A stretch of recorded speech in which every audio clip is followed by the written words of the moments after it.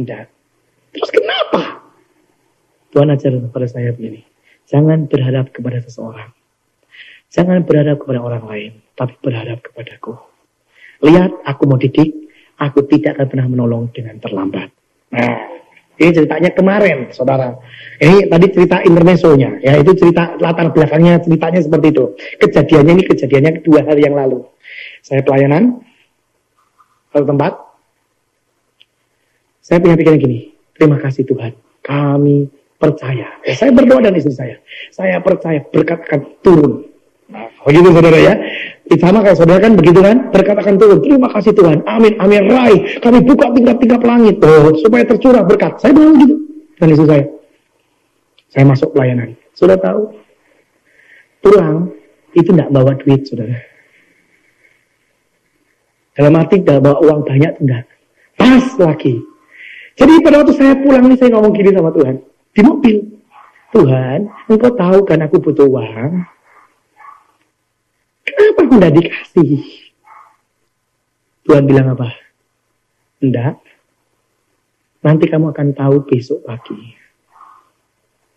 Tapi tetap aku akan memberkati engkau dengan caraku. Ya sudah. Selesai.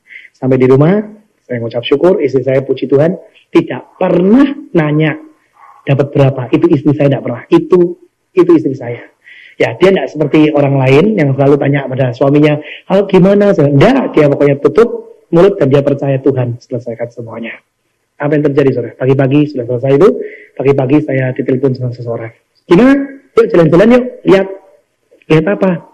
Pokoknya sama saya yuk, lihat-lihat yang kamu pengen. Nah, gitu. Ya sudah saya jalan.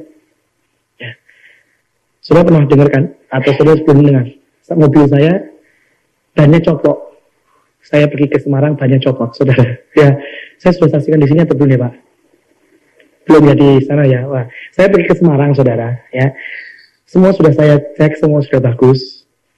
Di tengah jalan, pada waktu kami balap truk, saya bilang sama adik ipar saya, minggir.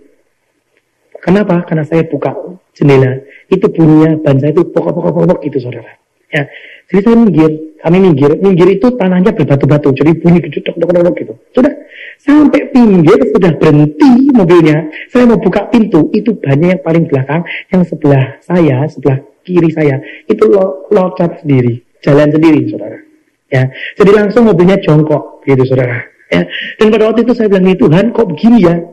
Tuhan ngomong gini, sudah waktunya ganti. Oh, puji Tuhan. Jadi saya tidak ngamuk, saya tidak marah, saya tidak pusing. Saya bilang, terima kasih Tuhan. Tapi saya tahu, kalau sudah tanya, gak ada duit untuk ganti mobilnya.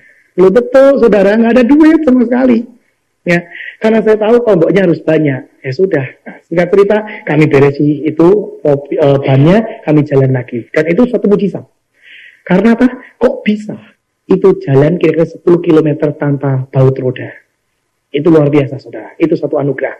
Sampai pinggir ke pinggir, lewat batu-batu, itu juga nggak copot bannya. Sampai kita berhenti, barusan loncat sendiri dan bimbing sendiri bannya. Ya.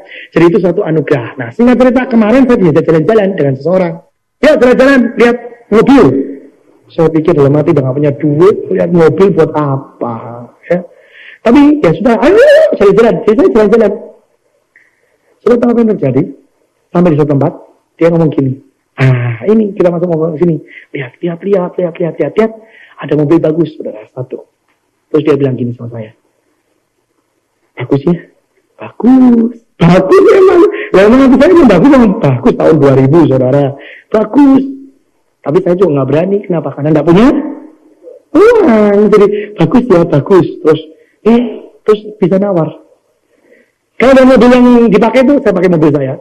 Berapa tambahnya? Saya bilang, tambahnya 60 juta. Kok 60 juta ya? Waduh, tidak cukup. Ya. Terus dia bilang gini, ya cuma dihitung lagi yang benar. Oh, dihitung lagi nih orangnya. Wah, pokoknya itu mobil sampai dilihatin yang luar biasa. Dihitung lagi. Terus dia bilang gini, ya sudah Pak, 53 juta tambahnya. Dalam hati saya bilang, tidak punya duit. Tidak berani apa-apa. Terus orang ini bisa ngomong gini dengan saya. Gimana? Bagus gak? Bagus. Ya sudah, 50. Loh, langsung berani gitu loh, saudara. Saya rada ciut Siti, saudara. Ada ciut Siti. Maksudnya apa? Ini saya bilang gini, saya punya juga paling 10, begitu ya, dalam bentuk emas, jujur, saudara. Dalam bentuk emas, tidak punya dalam bentuk yang uang cek atau segala macam, tidak punya, saudara. Saya bilang gini, saya punya 10 lah. Terus dia bilang, saya punya 40 lah. Oke, nah gitu. Terus, ya, janjian 50 ya. Terus saya ngomong, ya sudah, 50 jadi. Oh, ini orang-orang yang rada antik, lihat-lihat antik, saudara. Tuh. Terus dia pergi ke bosnya. Keluar dari bosnya ngomong gini, oke Pak, 50 jadi ya? Bengong saya. Iya, jadi. Jadi, saudara.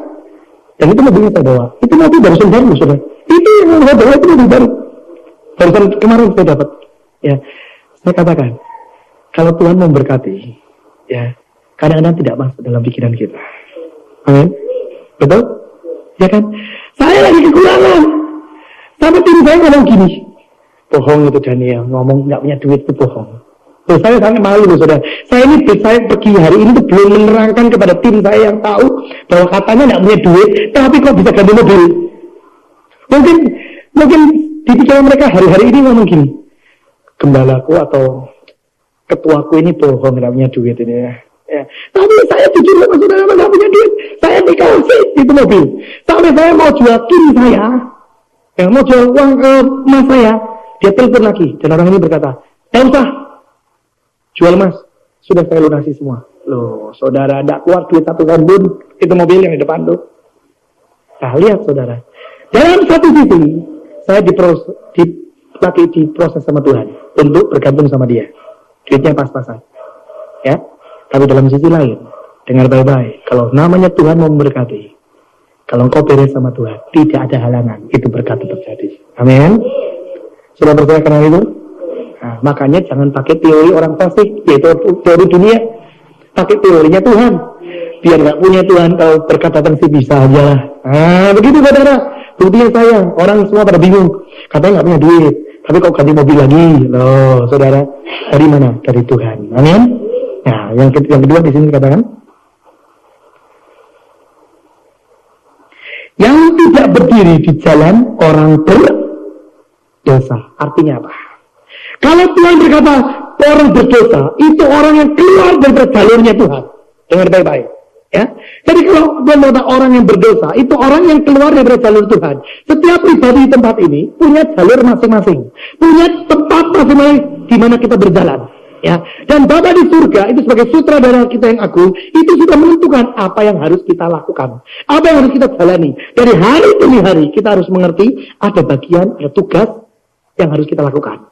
Nah, kalau saudara pakai jalannya sendiri, saudara keluar dari jalurnya Tuhan, dengar baik-baik, bukan kenikmatan yang kau dapat, tapi kerugian. Contohnya adalah Rut. Pada waktu dulu, kitab Rut maksudnya, yaitu Naomi. Ya, contohnya begini. Zaman dahulu ada yang namanya keluarga Elimelech. Elimelech, Naomi istrinya, dan 2 anaknya, Kilon dan Mahlon. Ya, ini keluarga yang kaya, keluarga yang beruntung. Dalam arti apa? Oh, hartanya banyak. Pada waktu bangsa Israel terkena bencana kelaparan, keluarga ini berkata begini, kita keluar, kita ke tanah Moab. Kenapa mereka berangkat? Dengar baik-baik, karena mereka punya kemampuan. Mereka punya yang namanya fasilitas. Dan mereka mengatakan, aku punya, aku berangkat. Tidak tanya Bapak di surga. Betul? Jadi mereka pergi, ya karena mereka punya uang. Mereka punya semuanya. Apa yang terjadi di tanah Moab? Yang pertama, Elimelech meninggal dunia. Itu hajaran Tuhan pertama. Naomi belum sadar. 2 anaknya habis juga. Firman Tuhan berkata, hartanya pun habis. Lihat, seseorang yang keluar dari jalur Tuhan, bukan kenikmatan, bukan berkat yang dia dapat. Tetapi apa? Masalah, kerugian, kematian, itu yang dia dapat. Lihat saudara, ini yang Tuhan katakan, yang tidak berdiri di jalan orang berdosa. Itu seperti itu. Kalau saat ini saudara tidak berjalan di tempatnya saudara ditetapkan, tapi saudara jalan di tempat lain, bertobat, balik. Karena hidupmu tidak akan penuh dengan berkat Tuhan. Hidupmu pasti penuh dengan kerugian dan masalah dan segala sesuatu. Caranya bagaimana? Balik. masuk dalam rencana Tuhan dalam